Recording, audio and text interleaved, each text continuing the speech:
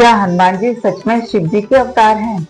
यह प्रश्न कभी न कभी आपके मन में अवश्य उठा होगा और इसके पीछे की सच्चाई जानने की उत्सुकता भी आपको अवश्य हुई होगी।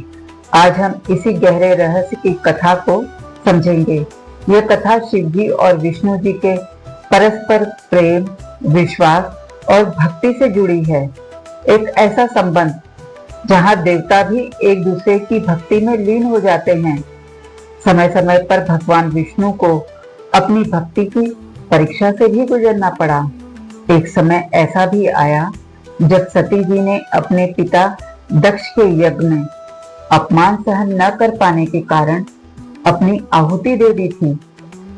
इस घटना के बाद भगवान शिव अत्यंत व्यथित और क्रोधित हुए। सृष्टि का संतुलन भी डगमगाने लगा। लेकिन इन सब के बीच भगवान विष्णु की शिव जी के प्रति भक्ति कभी कम नहीं हुई। वह अटूट थी, अडिग थी और सच्चे समर्पण से भरी हुई थी। ऐसा समर्पण जिसे देख और सुन शिव जी भी रो पड़े। एक बार भगवान विष्णु शिव जी की गहन भक्ति में लीन होकर ओम नमः शिवाय का जाप कर रहे थे। हर एक जाप के साथ वे एक कमल का फूल शिवलिंग पर अर्पित कर रहे थे। जब 108वां जाप पूरा होने आया तो उन्होंने देखा कि एक कमल का फूल कम पड़ गया है। क्षण भर के लिए भी बिना विचलित हुए विष्णु जी ने मुस्कुराते हुए कहा, लोग कहते हैं कि मेरी आंखें भी कमल के समान सुंदर हैं। और यह कहकर उन्होंने अपनी एक आंख निकालकर भगवान शिव को अर्पित कर दी। विष्णु जी की इस परम भक्ति और त्याग को देखकर स्वयं भगवान शिव की आंखें भी नम हो गईं। उन्होंने प्रकट होकर विष्णु जी को आशीर्वाद दिया।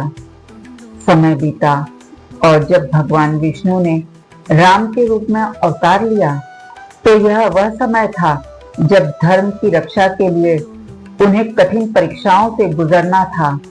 ऐसा कहा जाता है कि भगवान शिव को इसका आभास हो गया था और अपने प्रिय भक्त की सहायता के लिए वो स्वयं को रोक नहीं पाए। कई ग्रंथों में वर्णन मिलता है कि भगवान शिव ने रुद्र अंश के रूप में हनुमान जी के रूप में अवतार लिया ताकि वे हर क्षण भगवान राम की सहायता कर सकें। फिर चाहे लंका दहन हो, संजीवनी पर्वत उठाना हो या लक्ष्मण जी के प्राणों की रक्षा करनी हो, हर कार्य में हनुमान जी का साहस, शक्ति और समर्पण भगवान शिव के रुद्र अवतार की झलक दिखाता है। वहीं दूसरी ओर भगवान राम ने यह भी सुनिश्चित किया कि भगवान शिव के प्रति उनका सम्मान कभी कम न हो।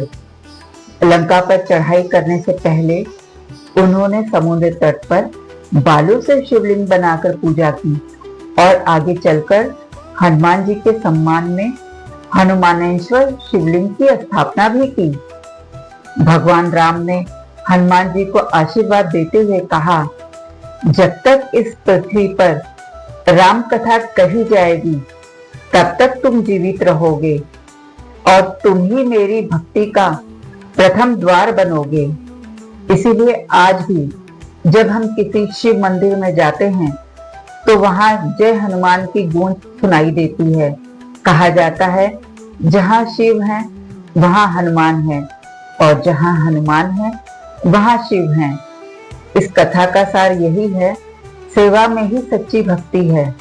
अगर आप भी हनुमान जी और शिव जी के इस दिव्य संबंध को मानते हैं तो कमेंट में जरूर लिखें, हर हर महादेव।